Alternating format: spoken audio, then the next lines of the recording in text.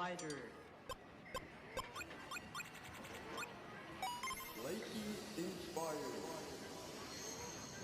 Welcome back to my channel. Today's video, I thought it'd be kind of funny to react to my old fanfics.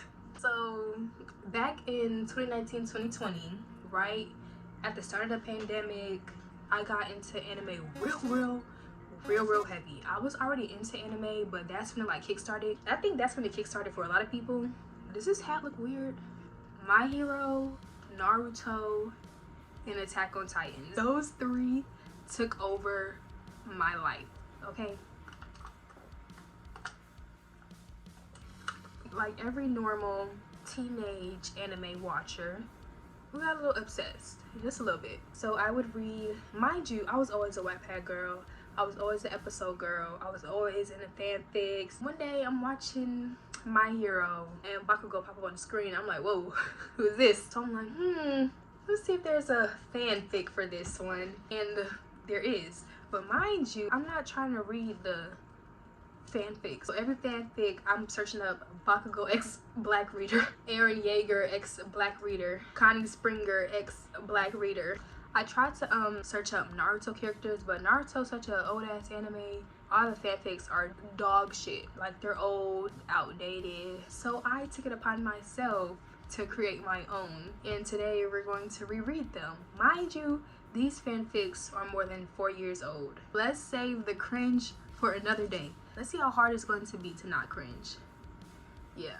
So we're going to start off with How to Love the Connie x Black Reader fic. So at the beginning of every fanfic, the girlies love to do a character introduction. So let's get into my character introduction. So basically YNLN means your name, last name. Obsessed with anything 90s, a nerd at heart, homebody, only child, emotionally scarred, prefers romance movies, and the thought of falling in love terrifies me. What if I lose you too? The Wattpad girlies always add in a quote. It's like a quote that symbolizes the character's characteristics, if that makes sense. This quote would explain YN. Connie Springer, hard worker, playboy, oldest of 4 kids, secretive, loves tattoos, and Dominican. What makes you think I need anybody? I've been on my own from the jump. 8. Warning, not safe for work, drugs, drinking, death, cancer, toxic behavior, dementia. Damn. Yeah, double homicide. Bitch. First chapter, called Alone. Home alone per usual. It was a regular Thursday night and YN just completed her daily homework assignments. She was currently tidying up the kitchen after making dinner. Her dinner consisted of ramen noodles with a pinch of seasoning salt and many dashes of hot sauce. What's icking me right here is the low caps at the beginning of the word. Why did I do that? Babe, this is a New York best time seller. Get you an editor who provides this. I didn't revise nothing. Basically, her mom is a neurologist and she's always at the doctor's office saving lives, and her dad died of brain cancer. And I was like, how ironic. But her dad was a loving, caring father, take care of them, blah, blah, blah. So now her mom just like drowns herself in her work, you know, some shit like that. So let's fast forward to where we get to see Connie. So right here, YN, she sees a commercial about dogs. Like, those commercials get to her. So she calls up the place and she's like, oh, I'm trying to adopt a dog. They're about to close. So she drives up there and she gets to the adoption center. Once she walked into the building, all the dogs began to bark uncontrollably. The employees turned their head towards the entrance to see who caused all the commotion. Sorry, YN whispers, tiptoeing over to the main desk. Don't worry about it, sweetie. They do it all the time. Are you looking for a pup to adopt? A woman says, giggling. She looked to be in her mid-30s. She wore a blue scrub with a plastic cap covering her brown hair. Yeah, I actually spoke on the phone with, I think Connie was his name. YN says, tapping her chin, looking off to the distance. Oh, Connie, what a sweetheart. I'll go get him for you. The woman says, leaving the front desk and heading to the back a little bit too fast. As you waited, you walked over to one of the cages that held the smaller dogs. You crouched down and stuck your hand up to the cage to greet the puppy in front of you. The middle-aged woman whispered, shouted in the break room. Connie got up from the break room table. I swear if it's Cassidy again, he said to the woman. No, not that crazy. This one is cuter. Go look, she says, pushing Connie out to the main room. Connie walked over to the girl he saw crouched down playing with the puppy. His name is Dio. He doesn't really act this well with strangers, he says to YN, crouching down next to her to unlock the cage. You must be Connie, right? YN says, standing up next to him. Yep, the one and only. You must be the girl I talked on the phone with not too long ago, he says, handing YN the puppy. Dio immediately licks YN all over her neck and chin and squirms in her arms. I've never seen him this excited to meet someone before, Connie says, smiling at the sight before him. I guess I'm just that good with animals, YN says, smiling at the dog. That's a really good trait to have. So, you thinking about adopting him? Connie asks. Of course, how could I resist something so adorable? YN cradles Dio in her arms, rocking him back and forth like a baby. After paying for Dio and making sure he had his shots and all his checkups, YN was ready to get home. Thanks for your help, Connie. I'll see you around. YN takes Dio and his puppy things with her in a shopping cart. No problem. Don't be afraid to come back if you have any issues with that troublemaker, Connie shouts from the front desk. YN put all of Dio's things in the trunk of her car and placed him in the front seat. She stopped at PetSmart for a few extra things and then made her way back home to get ready for bed. And then, this is Dio. And that's the end of the first chapter. Let's fast forward. This chapter is called Encounter. Hello, YN says in a deep and groggy voice, which could almost be mistaken for a grown man's. Damn, did I call the wrong person? The person on the other line says, haha, very funny, Sean. Why are you calling me so early? YN looks over her shoulder to the nightstand to check the time. It was only 6:30 a.m. and YN had to be at school by 8. I'm just letting you know ahead of time that I'm swing by your place with Coco so we can pull up to school together. Sean replies, yeah, that's fine. Before Sean can respond or say his farewells, YN hangs up the phone and falls back asleep. She wakes up about 30 minutes later to the sound of her obnoxious phone alarm. Unfortunately, the alarm didn't only wake her up. Dio's barking could have been heard from 2 blocks down the street. He obviously wasn't accustomed to the regular household noises that could be heard daily. The littlest of things seemed to set him off or make him anxious. YN runs down the stairs to free Dio from his cage that was located in the corner of the living room. His cage was decked out with doggy toys, plush blankets, and a window with a view of the front yard. Good morning, Dio. I'm so sorry for startling you. Her backyard wasn't as lovely as it used to be. When YN was little, her dad built her a swing and a slide set that she would play on for hours. There were also pretty colorful flowers all across the rim of the brown picket fence. But unfortunately, the only thing that resides in her backyard now are patches of weeds and overgrown grass. Dio finally finished his morning pee and scurried back into his cage, where breakfast was waiting for him. Once he ate his food, YN ran back upstairs to begin her morning routine. She went inside her closet and pulled out her outfit for today. She wore high-waisted blue jeans with a red crop long-sleeve shirt that showed a bit of cleavage. Before getting dressed, she took a quick hot shower and moisturized her skin. After she finished her bathroom necessities, she took all her hair and makeup supplies to her vanity. YN decided that it was time to touch up her lace. It was a simple jet black middle part, wand curled wig. After applying her wig and touching up the curls, she went on Pinterest to look for makeup inspo. Today she went with wispy lashes with eyeliner. She placed highlight on the bridge of her nose, on her eyebrow bone, and the inner corner of her eyes. Finishing off the look, she lined up her lips with brown lip liner and applied thick, clear gloss. After doing her makeup, hair, and getting dressed, YN had 10 minutes to spare, 5 minutes for IG pics and 5 minutes for breakfast. YN hurried to her full-length mirror. She fixes herself up and pulls out her camera. She takes a few flicks and videos, posting them on her Insta. After she finishes, she grabs her tote bag and runs downstairs. Before she could even step into her kitchen, her phone begins to ring. Hey yo, I'm outside, let's go, Sean says from the other line. I hope you got something for me to eat. In word. She replies back, unlocking her front door. Nope. Before YN could respond, Sean hangs up the phone, returning the same energy from earlier. YN walks down her front porch and up to Sean's car. Hey beautiful, YN says, greeting Coco. Hi gorgeous, Coco replies back to YN. She climbs into the back seat. NN is the nickname, so any nickname you have, you would insert it right there, Sean says, putting his arm up against Coco's headrest and looking back at YN. Boy, drive this damn car before we end up late, she replies back, playfully hitting Sean's arm. Sean turns back around in his seat and pulls off, heading for school. Sean pulls his phone out in his jean jacket and heads into Coco. The music taste between the three differed, so they decided to just take turns using the aux. YN loved early 2000s R&B. Sean was more of an early rap guy. Listened to people like Lil Wayne, Jay-Z, Kanye West. Coco, on the other hand, always listens to female pop and rap artists. Coco took the aux in Sean's phone, going through his Spotify looking for some fly music. Ooh, y'all don't know nothing about this one, Coco says, pressing on the song Did It On Him by Nicki Minaj began to play throughout the car. How did I know you was finna play some Nicki? YN says mockingly. The three giggle and sing along the tunes while they ride to school. Y'all go ahead, I'ma park the car. Sean unlocks the car, letting the two girls out. YN and Coco walk to the front of the building, greeting others on the way. Technically, Coco did most of the greeting. She was a social, active, extroverted type, while YN, on the other hand, wasn't as social. She usually kept to herself and only spoke when spoken to. Coco and Sean were her only friends. It wasn't because she had a hard time making friends or because she was unlikable. YN just decided to keep her circle small because who needs a ton of phony acquaintances when you have a few solid best friends? YN and Coco walked to the door and waited on the main hall for Sean, but they weren't the only ones. The school was already filled to the brim with students, including your usual cliques. The preps weren't only popular in school, but popular on social media. These preps spread gossip like wildfire. They also were trendy as F, and most of them came from rich families. Using their popularity to their benefit, they got away with a lot of stuff. Rumor has it that they run an Instagram page that circulates all the school's tea and gossip. Since they came from families with money, they got away with anything because 9 times out of 10, they used their money to hush a lot of people. YN always made sure to keep her distance from the preps because one wrong move and YN would be hearing rumors about herself. The jocks. These jocks would be doped up on steroids from how beefy they were. They lived in the gym and on the field. As you probably already guessed, the jocks and preps went hand in hand. If you saw one, you saw the other. But the jocks were also the horrors of the school. They jumped from one person to another. They were your typical jocks who reeked of toxic masculinity and homophobia.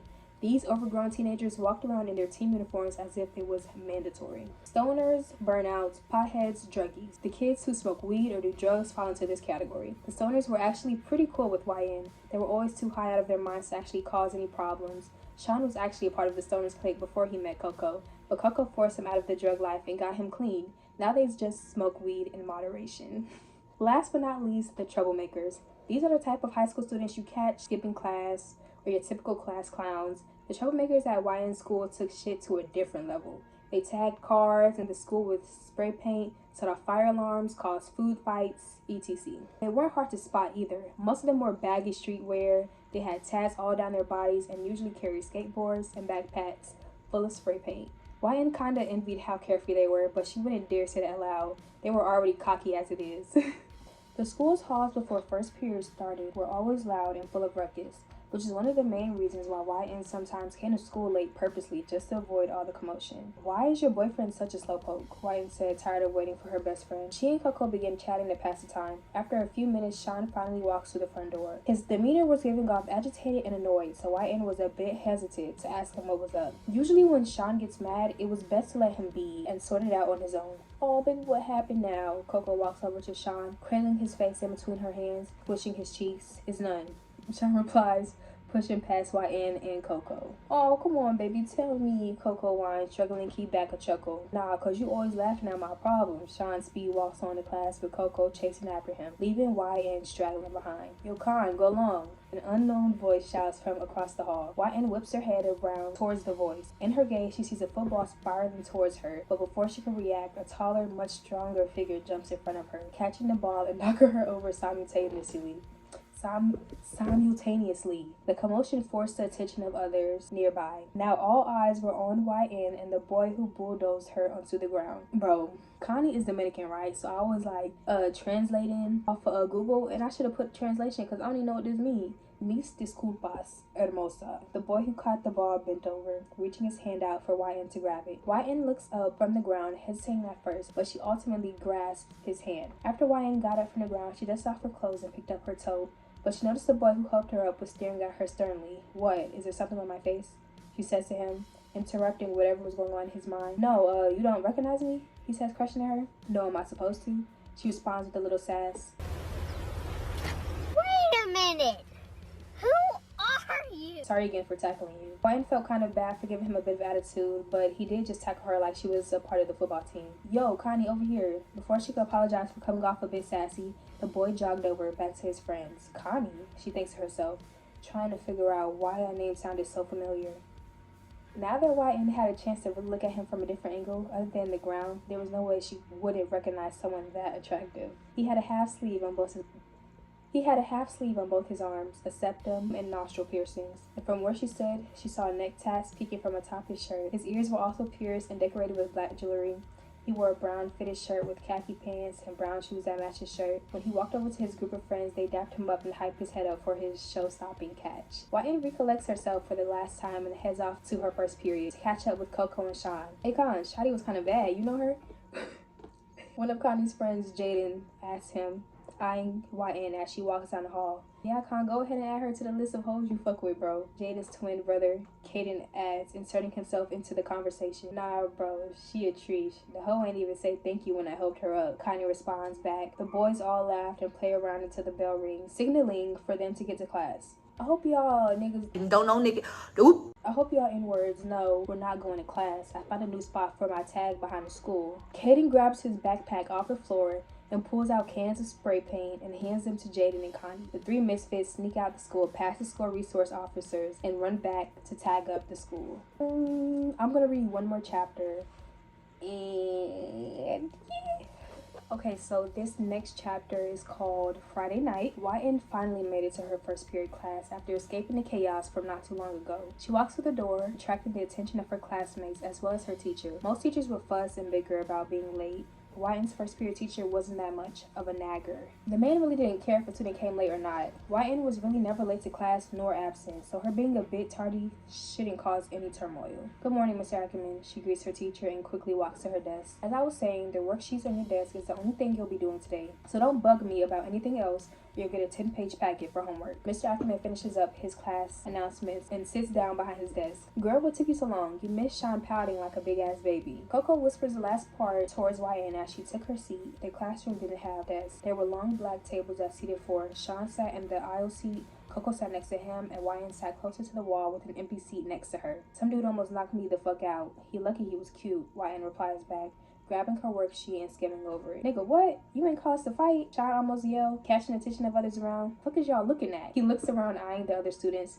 Sean, please, it wasn't that serious. YN just decided to brush off the entire situation, but she couldn't shake the fact that Connie was such a familiar name to her, and it was pissing her off that she couldn't figure out where she heard that name from. Girl, you just saw this man yesterday. You just bought a dog from this man and he was on the phone. Stop. Girl, what you thinking so hard about over there? Coco notices YN's concentration face because she does it often. When she would think too hard or get lost in her thoughts, she would mumble aloud or even contort her face. I don't know if it's just that the guy who bumped into me, his name is Connie, and I've heard that name somewhere, and he expected me to recognize him like we met before. YN explains, almost rambling on and on. Okay, wait, Connie? Piercings, tattoos, buzz cut? Coco explains, practically drooling over every word. Okay, Coco, she gets it. Sean butts in, noticing Coco's explanation of Connie. Anyways, yeah, that's him. Do you know him? YN asks Coco. Girl, who doesn't? That nigga is fine, but he's trouble. He be hanging around the niggas that do YouTube. You probably heard his name before because he's the topic of all these hoes' conversation. Coco explains. The twins, right? Light skin with curly hair? Thoughts of the boys from earlier replayed in her mind as she tried to explain their appearances. She vaguely remembered two boys who Connie ran up to after their altercation. Yep, Jaden and Caden. The two girls laughed and giggled and continued their conversation while Sean listened to his music and finished his work. Wait, how you gonna do your worksheet without us? Slide the answers. Coco, please, peeking over Sean's shoulder to see his worksheet. Nah, bro, finish geeking over that nigga Connie. Sean snatches his worksheet away from Coco's view and out of her reach. Wow, okay, be like that then. Coco then proceeds to scoot her chair away from Sean and fake pouts. I do not care, respectfully, he says, cracking at Coco's behavior. Then stay your ugly ass where you at then. Come on now, dawg. Come on, man. But you wasn't calling me ugly last night, though. Sean reaches over to Coco, pulling her closer to his. Nah, I thought you didn't care. She then proceeds to push Sean away from her as he attempts to lay pecks all over her face. Please think I was just playing, just one kiss. Sean practically bare hugs Coco as he gives her pecks all over her face and neck. Sean and Coco were like that one couple in high school that you see like in the hallway kissing. That'd be mad annoying. Like, why you in the middle of the hallway and we trying to get to class? That's them. Yo, get a room, losers. Yo, get a room, losers. YN says that she witnesses their PDA. Bet that sounds like jealousy. Maybe I'm tripping though. Coco and Sean both exchange looks towards each other. Nah, I think you're right. I feel a bit of jealousy in the air too. Sean replies, look at his finger and sticking it in the air as if he was trying to test the atmosphere. The three carried on with class and waited for the bell to ring. The day went on, one class after another, until school was over. Wait, let's read the comments. I hope they break up. This makes me want to jump off a bridge. I'm trying to get like them. Whores. I hope y'all fall out of a window. That's crazy. Now they're at Coco's crib. Sean, get the fuck off me. You're too damn big for that. Coco pushes Sean up for her as they lay on her bed. YN sat at Coco's vanity and played in her makeup. Coco had all the high-end rich girl makeup that YN didn't really care to splurge on. Y'all are a pair of big-ass babies, YN says while trying to perfect her wing liner. But she could never do it on the first or second or third try. I'm just bored. It's Friday and we don't gotta move. Sean whines as he rolls around on Coco's bed. Well, I'm actually glad you feel that way because I just might have a move, Coco says, whipping out her phone. A friend of a friend is throwing a big ass bash tonight, so we're going. Coco proceeds to tap on her phone as her long pink acrylic nails clink across the screen. I don't know, Coco. You know I'm not really a party person. YN places the eyeliner down and spins her chair around and faces Coco's bed. Parties were one of the things that made YN extremely tense. The amounts of people, the drugs, obnoxiously loud music, it just wasn't her type of setting. She's been alone for so long she's lost count of how many nights she spent binge watching shows, movies by herself. The state of being alone created a chance for YN to find comfort with being by herself. Girl, you say this every single time. We're seniors, ho. Let's have some fun. Coco yells as she gets up from her bed and begins to jump up and down. You look dumb as fuck because 1, you're too damn big to be jumping on this damn bed, and 2, there's no damn music playing, so what are you jumping to? Sean says, pulling Coco down and back onto the bed. Wow, you're a fucking party pooper. She replies, plucking Sean on top of the head. The two begin to play fight on top of her bed, tussling and throwing pillows. Okay, let's say hypothetically speaking, I wanted to go. I don't even have anything to wear. YN points at her clothes that she wore to school earlier in the day. Girl, don't even worry about it. Take a step into my office. Coco proceeds to get up and pull YN into her walk-in closet and present her with a plethora of clothes. The interior was pink and gold, and she had wardrobes filled to the brim with the latest trending fashions. She had one section for tops, another for bottoms, an entire section for dresses and rompers, and even a bigger area for shoes and accessories. Her closet rugs were furry and of course pink, and she had a huge pink chandelier that hung from her ceiling. Coco, no disrespect, but all your clothes are basically pink, and pink ain't my color. YN walks over to Coco's endless racks of pink apparel and accessories. YN, honey, I have outfits just for this specific moment. Coco walks to the very back of her closet and pulls out the drawer. And to YN's surprise, nothing in that drawer was pink from where she was standing. Coco rummaged and searched through the pile of clothes and eventually pulled out an outfit. This will look so bomb on you. I think it's funny she has like one drawer in her big ass closet of just like clothes that aren't pink. Like everything else is pink, but this little drawer right here, yeah, this will look so bomb on you. She skips over to YN and hands her the outfit. Hurry up and change, I'll be outside. She leaves her closet, allowing YN to change into the outfit. YN begins to strip herself from her old clothes, placing them in a nearby bin. She takes Coco's outfit pieces and places them on one by one. Once the fit was on, she walks over to the nearby mirror. And this is the fit. Got it off Pinterest, of course. I think it was really cute. I would wear this today. Cheetah print bralette. Oh, hell no, Coco. YN yells for Coco, who is still waiting in her room. She walks into the closet, seeing YN tugging and pulling at her clothes. Oh, you look bad as fuck. This is the one. Coco says, snapping her fingers at YN. No, Coco, this isn't the one. The skirt is short as fuck, and my cheeks are practically falling out. My dad will whoop my ass if he ever saw me wearing something like this, she thought to herself. YN turns around, facing her butt towards the mirror. It's not short enough, in my opinion. Coco walks over to YN and inspects her outfit. It's definitely missing something, though. She takes her finger and taps it against her chin. Shades, she yells, pointing her fingers in the air. She skips along toward her wardrobe and pulled out a drawer full of shades. Here, put these on. YN takes these shades that Coco held out for her and placed them on her face. Coco, why do I need these shades if I'm going to be indoors? YN asks while examining herself in the shades. Babe, it's called fashion. These shades are just accessories. Now let's do your hair. Coco pulls YN from the full-length mirror to the second vanity she had inside her closet. So what we feeling, straight or curly? Coco begins to remove YN's previous lace wig. She then opens her bin full of views and new wigs in search of a perfect contestant. Surprise me. YN responds back in an oh so obvious sarcastic tone. I'm so glad you said that. A devious giggle escaped Coco's lips as she continued to rummage through her wig collection. You have to close your eyes while I'm massaging it. Yes, Ms. Arrogante. YN obliges, closing her eyes and readying herself for the wig install. 1 hour later. Fuck, I love this song. The speakers in Coco's closet have been blasting different types of music while the two got all dialed up. The two girls sang and danced around the room, swinging their hair, swinging their hips. Coco recorded her and YN on her social medias as the music played in the background. Alright, playtime is over. Let's go. Sean's abrupt yelling pulled the two girls from the closet party. YN grabbed her purse and belongings as well as Coco, and they both left the closet. Why are you always ruining the mood? Coco asked Sean as he pulls him by the ear, but quickly kisses it after. Y'all niggas took hours in the closet. It took me 10 minutes to look this good. Sean then dusts off the imaginary dust off his shoulders. Coco and YN both made immediate eye contact and then burst out into a laughing frenzy seconds later. Wait, what's funny? I look good, right? Sean chases after the two girls who were barely able to make it down the stairs because of their continuous giggles. YN was banging her fist against the wall while Coco almost tumbled down the steps. The three made it to Coco's car. Coco drove while YN called shotgun before Sean could. Sean was too busy pouting and overanalyzing his fit, so YN took this chance to call it before he could. Babe, take our pic real quick. She hands Sean her phone while the two girls turn around to pose. He took a few pics until a few quickly turned into a lot. Okay, I'm pretty sure that's enough. Taking Coco's pics for Instagram was nothing new to Sean. Finding good angles, lighting for his girl was something he got used to.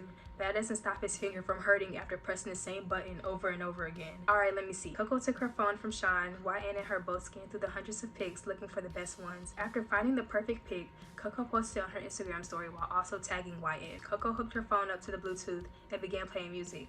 YN pulled out her phone's GPS and typed in the address Coco sent her. Three friends bumped and talked during the ride to their Friday night function. So that's part one. This is right before they get to the party. You know, there's always a freaking party in the Wattpad fanfics. So the next chapter, they get to the party, but that can be in part two. If you like this video, like, comment, subscribe, and I'm not telling y'all my Wattpad account. Like, this is just too embarrassing. Even though this story eats, this eats, but there's other ones that are very questionable.